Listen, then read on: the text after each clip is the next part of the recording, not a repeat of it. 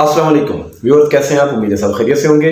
आज के इस व्लॉग में मैं शेयर करूंगा कि थर्ड बैलेट में कौन कौन से सेक्टर्स इंक्लूड हो सकते हैं और कुछ ऐसे सेक्टर्स जो शायद अब थर्ड बैलेट में इंक्लूड ना हों, और कौन कौन से सेक्टर्स की ट्रेडिंग ज़्यादा हो रही है और रेट्स को लेकर के रेट में कोई खातिर खा इजाफा हुआ है या नहीं, उसके हवाले से चलें। तो सबसे पहले थर्ड बैलेट के हवाले से मैं आपको थोड़ा सा बताता हूँ। फाइनली बड़े अजीज़ मेरे जो पूछते रहे हैं मेरे से फिज़िकली भी, हमारे ऑफिस में मतलब जो क्लाइंट्स आते हैं फाइलें वगैरह उनको लेके दी थी, या जो दोस्त कहीं और से फाइलें परचेज़ करके बैठे हुए हैं, तो गाय बगाए वो पूछते रह जाते थे कि जी ज़रा हमारी ये थर्ड बैलेट कब होने जा रही है। क्योंकि बड़ा अगर देखते हैं तो हम सेकंड बैलेट के बाद काफ़ी सारा गैप आ गया है। थर्ड बैलेट का जो पहली डेट थी, अगर हम उसको देखते हैं तो वो लास्ट ईयर एक्सपेक्टेड क्या अनाउंस थी कि सितंबर में होनी है या अक्टूबर में या नवंबर में होनी है। लेकिन कुछ हालात ऐसे हो गए मार्केट में, अगर हम रेट्स को देखें तो रेट बड़े मतलब अनस्टेबल से थे। और फिर जो मामला भी हुए, आगे इसको पोस्टपोन किया 2023 में आ गई। 2023 में भी होनी थी ये फेब में ही होनी थी, लेकिन फिर से इसको पोस्टपोन किया गया। और अब ऑफिशियली जो एक नया हमारे पास डेवलपमेंट कैलेंडर आया है, उसके मुताबिक अगर हम देखते हैं तो third ballot DHA Multan phase 1 जो होने जा रही है वो है सितंबर में। तो सितंबर तक मतलब हमें इंतज़ार करना पड़ेगा।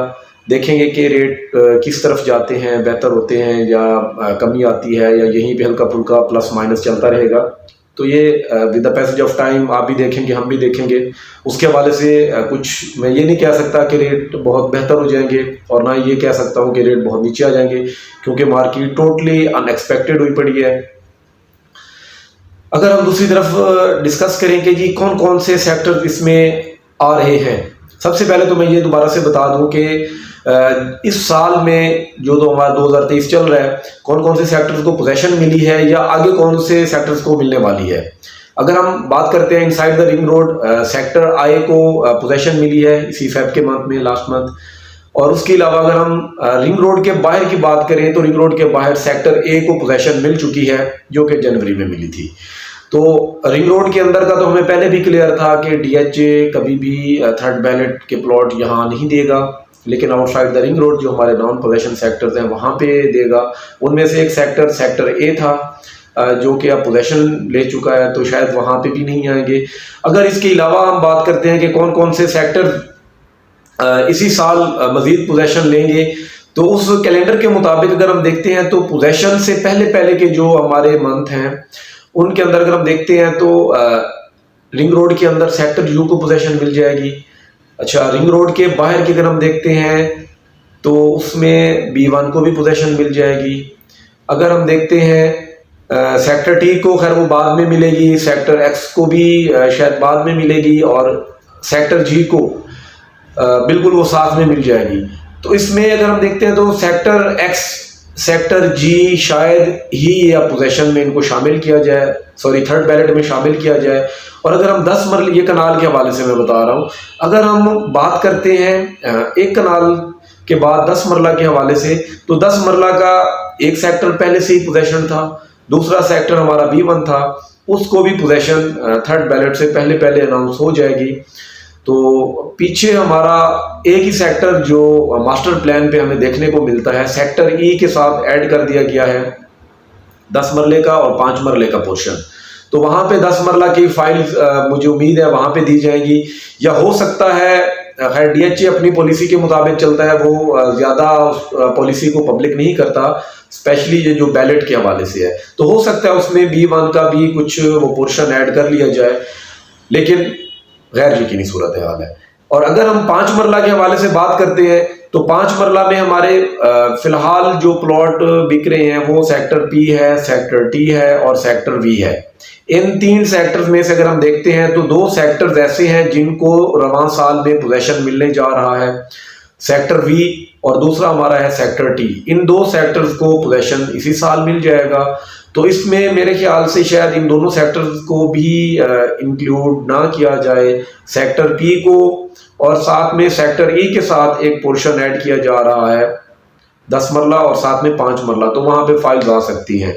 लेकिन फिर वही बात रिपीट करूंगा, डीएचए की पॉलिसी है, डीएचए उसमें चाहेगा कि हो सकता है कि वो सेक्टर टी के प्लॉट भी इसमें ऐड कर दे, लेकिन अगर वो ऐड करेगा भी तो कुछ ऐसी लोकेशंस के होंगे, क्योंकि अगर हम देखते हैं 60 फीट या 80 फीट का जो डिवाइडर है हमारा इन दोनों सेक्टर्स का, उसके जो नीचे के प्लॉट हैं तकरीबन वो सारे ही मार्केट में एग्जिस्ट कर रहे हैं, और उसके जो ऊपर के प्लॉट हैं वो एक्सपोज में दिए गए हैं, और वो भी लिमिटेड से दिए गए हैं। कुछ प्लॉट्स अभी भी ऐसे अवेलेबल हैं जो रजिस्ट्री के माध्यम में निकाले जा रहे हैं, या हो सकता है अब थर्ड बैलेट में दे दिए जाए। ये तो हो गया हमारा थर्ड बैलेट कहाँ पे आने जा रहा है। एक चीज क्लियर है कि रिंग रोड के अंदर आपका प्लॉट बैलेट में नहीं आएगा, वो आपको रिंग रोड के बाहर ही मिलेगा। अगर 5 मरला की हम बात करते हैं तो वो आपका देखें अब कहाँ पे लेके जाता है डीएचए, लेकिन वो है तो रिंग रोड के बाहर ही, लेकिन कुछ नहीं कह सकते क्योंकि पोजेशन भी उनकी करीब है, तो शायद उसमें दे भी दे। मतलब इसमें कोई ऐसा नहीं है कि पोजेशन करीब है तो शायद ना दे, हो भी सकता है कि वहाँ पे प्लॉट इंक्लूड कर लिए जाए। और दूसरी चीज़ के हवाले से अगर हम बात करते हैं कि जी हमारे कौन कौन से सेक्टर्स की में आजकल जो ट्रेडिंग है वो ज़्यादा देखने को मिली है। 5 मरला के हवाले से तो मैं पहले भी कह चुका हूँ कि 5 मरला सदाबहार है, ये किसी भी मौसम में किसी भी मार्केट में खा वो पीक पे हो खा उसलम चल रहा हो तो उसमें ट्रेडिंग 5 मरला की होती रहती है, क्योंकि ये अफोर्डेबल है। मतलब इसमें मिनिमम सा आपका बजट यूटिलाइज होता है, तो 5 मरला में ट्रेडिंग ज़्यादा हो रही है। अगर 5 मरला में भी हम बात करें तो सेक्टर टी या सेक्टर पी में ज़्यादा ट्रेडिंग देखने को मिली है। और 10 मरला की अगर हम बात करते हैं तो 10 मरला में सेक्टर B1 के अंदर अगर हम देखते हैं तो पिछले 1-2 वीक के अंदर मतलब रिक्वायरमेंट्स मार्केट में ज़्यादा देखने को मिल रही हैं। सेक्टर B1 में जाहिर सी बात है कुछ लोग मेरे से भी डिमांड कर रहे हैं कि सेक्टर B1 में हमें प्लॉट चाहिए, और मेरे अलावा भी कुछ लोगों से जाहिर सी बात है उनके जो क्लाइंट्स हैं उनसे जो वो डिस्कस कर रहे होते हैं। कुछ दोस्त मेरे से यूट्यूब पे आकर मेरे से मतलब वो डिस्कस कर रहे होते हैं, तो B1 में मतलब बायर आ रहा है। अब शायद उनको पहले से इस चीज़ का आइडिया था, या वो एक कैलकुलेशन होती है ना कि जाहिर सी बात है कि सेक्टर यू एक पहले से पोजीशन है, पीछे 2 सेक्टर रह गए B1 और सेक्टर ई। अगर B1 के हवाले से देखें तो वो पहले ही मैं आप लोगों से डिस्कस कर चुका कि वो पार्शली पोजीशन है, कि कुछ सेक्टर एरियाज ऐसे हैं जहाँ पे आप ऑन डिमांड ले सकते हैं पोजीशन, लेकिन अब खैर वो ऑफिशियली अनाउंस कर दिया जाएगा। ये 2 चीज़ें होगी। और तीसरा अगर हम रेट के हवाले से देखते हैं तो रेट में कोई खातिर खा बेहतरी देखने को नहीं मिली। रेट में अगर हम देखते हैं तो वो या वहीं पे अप डाउन हो रहा है, मतलब कभी 50,000 लाख नीचे आ गया तो कभी 50,000 लाख ऊपर चला गया। ये है 5 मरला की जो नेचर है, या लाख 1.5 लाख मैक्सिमम इतना जो है वो फ्लैक्चुएट होता है, कभी नीचे तो कभी ऊपर। और इसी तरीके से अगर हम बाकी सेक्टर्स की बात करें तो उनमें जो 10 मरला की ट्रेडिंग हुई है, 10 मरला सेक्टर B1 की अगर हम देखते हैं तो रेट तकरीबन थोड़ा वो वहीं पे रुके हुए हैं, स्टेबल हैं। जो रेट पिछले 1 माह से या 2 माह से हम कहेंगे चल रहा था, रेट वहीं पे रुका हुआ है, रेट उससे नीचे नहीं गिरा उसका, या शायद उसमें कुछ हल्का फुल्का प्लस आया, माइनस नहीं हुआ। और अगर हम एक कनाल की बात करते हैं, एक कनाल खा वो पोजेशन सेक्टर हूँ खा वो नॉन पोजेशन सेक्टर हूँ, तो उनमें कोई ज़्यादा बेहतरी देखने को नहीं मिली। उनके जो रेट्स हैं वो डे बाय डे अगर हम कहें या वीकली कहें या मंथली कहें, वो उसमें हल्का फुल्का नीचे आ रहा है, ऊपर को नहीं जा रहा। अच्छा, एक चीज़ जो यहाँ पे मैंने अपना वो एनालिसिस किया है कि 2 पोजीशन अभी रिसेंटली हुई है 2023 के अंदर, और दोनों सेक्टर्स का रेट नीचे को आया है। हालांकि उम्मीद ये थी कि शायद पोजीशन के बाद ये रेट गेन करेंगे, लेकिन वो रेट नीचे को आया है। तो मेरे ख्याल से अगर हम देखते हैं डीएचए मुल्तान की जो नेचर है, ये अभी फिलहाल इन्वेस्टमेंट के पॉइंट ऑफ व्यू से यहाँ पे लोग आ रहे हैं। मतलब यहाँ पे अभी लोग रिहाइश तो इख्तियार कर रहे हैं कुछ, लेकिन ज़्यादा अगर हम देखते हैं तो इतना मतलब यहाँ पे पोजीशन सेक्टर नहीं है कि लोग यहाँ पे आबाद हों, लेकिन कोशिश तो है डीएचए की कि वो आबाद करे, पोजीशन भी वो अनाउंस कर रहा है। लेकिन जो इन्वेस्टर है वो कभी भी नहीं चाहता कि वो ऐसी चीज़ को लेके बैठे कि कल को अगर वो ट्रेड करता है तो उसमें एक थोड़ी अट्रैक्शन पैदा करने के लिए एक चीज़ ये भी है कि कल को अगर कोई एंड यूज़र परचेज करता है उस चीज़ को, तो उसके पास एक डेवलपमेंट चार्जेस वेवर की अट्रैक्शन थी। तो मेरे ख्याल से वो अट्रैक्शन सेक्टर ए में भी ख़त्म हो गई, सेक्टर आई में भी ख़त्म हो गई, कि अब आप बाउंड हैं कि आपने ग्रे स्ट्रक्चर बनाना ही है। अगर आप 1 साल के अंदर ग्रे स्ट्रक्चर नहीं बनाते तो आपको वो 21 लाख जो डेवलपमेंट चार्जेस हैं वो वेव ऑफ नहीं होंगे। तो जो अट्रैक्शन है, जिन लोगों ने घर बनाने थे वो शायद पहले लेके बैठे हुए थे, शायद ट्रांजैक्शन तो चल रही हैं आज भी, लेकिन वो लो रेट पे हो रही है। मतलब कोई ज्यादा उसमें इन्वेस्टमेंट की गर्ज से अगर हम कहें तो लोगों का रुझान नहीं है वहां पे। अगर जो भी बाय कर रहा है, आई थिंक सो वो वहां पे बाइंग इसलिए कर रहा है कि जिसने वहां पे घर बनाना है या जिसने लॉन्ग टर्म चलना है, मतलब मिनिमम 3 साल वो रुकेगा, प्लॉट लेके वो बैठ जाएगा, तो फिर जाके वो अपना प्लॉट दोबारा मार्केट में ट्रेड करेगा। और 3 साल में जाहिर सी बात है कि ये कुछ नहीं कह सकते कि सूरत हाल किसी भी कंट्री की कभी भी बेहतर भी हो सकती है और उसमें वो तनज़ली भी आ सकती है। वो कि हमारे मुल्क पाकिस्तान में अगर हम देखते हैं तो ओवरऑल पिछले साल 1.5 साल से मामलात नीचे की तरफ ही आ रहे हैं, कोई ज़्यादा बेहतरी देखने को नहीं मिल रही, क्योंकि डॉलर का जो रेट है वो भी बेकाबू सा है, मतलब कोई नीचे नहीं आ रहा। लोग डॉलर की तरफ चले गए, उन्होंने यहाँ से पेमेंट अपनी निकाली और उधर चले गए। अच्छा, एक चीज बातों से बात यहाँ पे एक आ गया कि पेमेंट निकाली, मतलब ये वो लोग हैं जिन्होंने जो बाइंग की थी वो सेकंड बैलेट अनाउंसमेंट से पहले की थी। मतलब अगर जो मेरी ऑब्जर्वेशन है, सेकंड बैलेट के बाद जब पीक आया, उस पीक में जिन्होंने प्लॉट यहाँ पे बाय किया था, परचेजिंग की थी, वो लोग अपना प्लॉट सेल नहीं कर रहे, उनको काफी लॉस होता है। उनका तकरीबन 30% जो है इन्वेस्टमेंट वो उनकी माइनस में है इस टाइम। तो वो लोग अपना जो प्लॉट है वो अपनी यहाँ पे जो चीज है वो उसको सेल आउट नहीं कर रहे। जो लोग सेल कर रहे हैं मेरे ख्याल से वो लोग हैं जिन्होंने प्लॉट सेकंड बैलेट से पहले फाइल्स ली थी, उनके प्लॉट मिले, या उससे पहले की इन्वेस्टमेंट करके रखी हुई थी, क्योंकि उनको आज भी गेन मिल रहा है, उनको आज भी लॉस नहीं है। आज भी अगर कोई सेल कर रहा है तो वो प्रॉफिट में जा रहा है। लेकिन वो कौन लोग हैं? वो सिर्फ वही लोग हैं जिन्होंने सेकंड बैलेट से पहले। अगर आज कोई वो बंदा सेल कर रहा है जो पीक में लेके बैठा था, तो उसमें मेरे ख्याल से ये होगा कि उसने पीक में भी अपने और भी प्लॉट लेकर या उससे पहले लेकर उसने कुछ चीजें अपनी निकाल दी और कुछ रख ली कि चले जी अब वेट करते हैं, मतलब जो हमारा प्रॉफिट था वो अपना उसने निकाल लिया और उसने हल्की फुल्की अपनी इन्वेस्टमेंट अभी डीएचए में छोड़ दी कि चले with the passage of time देखते हैं कि हम और क्या गेन कर सकते हैं। तो वो लोग अब सेल कर रहे हैं।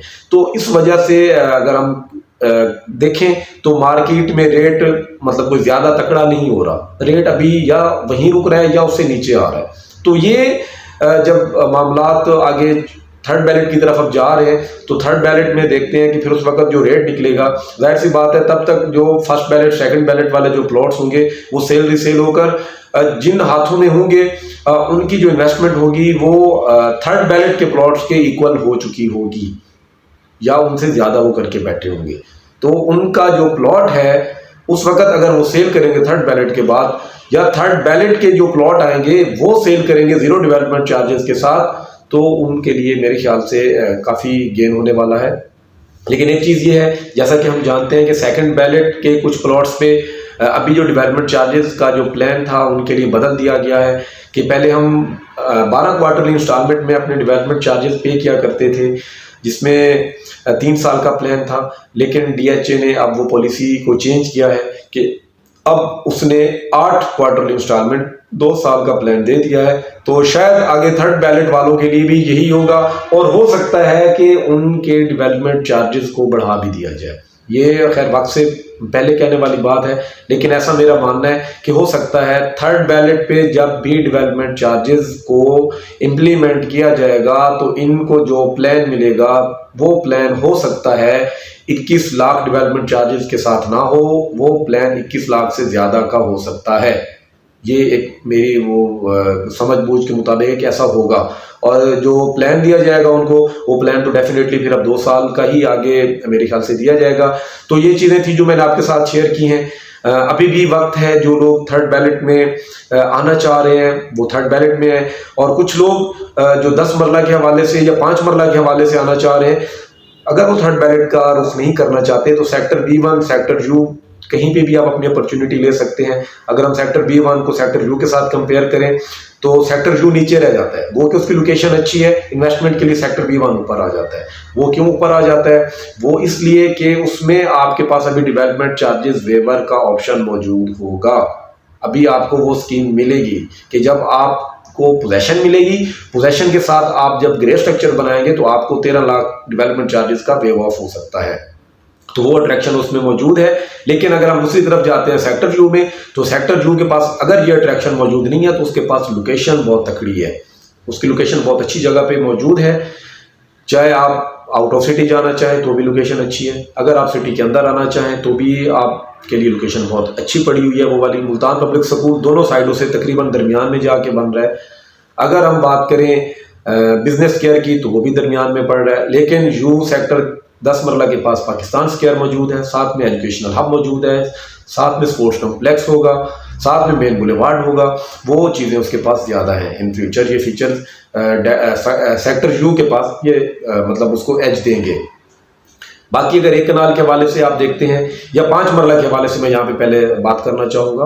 5 मरला के हवाले से जैसा कि हमें पता है डेवलपमेंट प्लान के मुताबिक 5 मरला सेक्टर टी और सेक्टर वी को इसी साल पोजेशन मिल जाएगी और साथ में 8 मरला सेक्टर वी को भी पोजेशन अनाउंस कर दी जाएगी। तो अगर अभी आप इन्वेस्टमेंट करना चाहते हैं तो सेक्टर टी में आप इन्वेस्टमेंट करें या सेक्टर वी में इन्वेस्टमेंट करें तो यहाँ पे आपको अच्छा रेट मिल सकता है। इन फ्यूचर आप प्लॉट लें। एक चीज़ मैं यहाँ पे कहूँगा एट द एंड कि अपनी इन्वेस्टमेंट को आप यूं ना करें कि आपने आज प्लॉट खरीदा है और आप कहें कि मैंने 2 माह बाद 3 माह बाद इसको सेल करना है। आप कम से कम मेरे ख्याल से 1 साल आपको होल्ड करना चाहिए। 1 साल नहीं तो 8 माह आपको होल्ड करना चाहिए।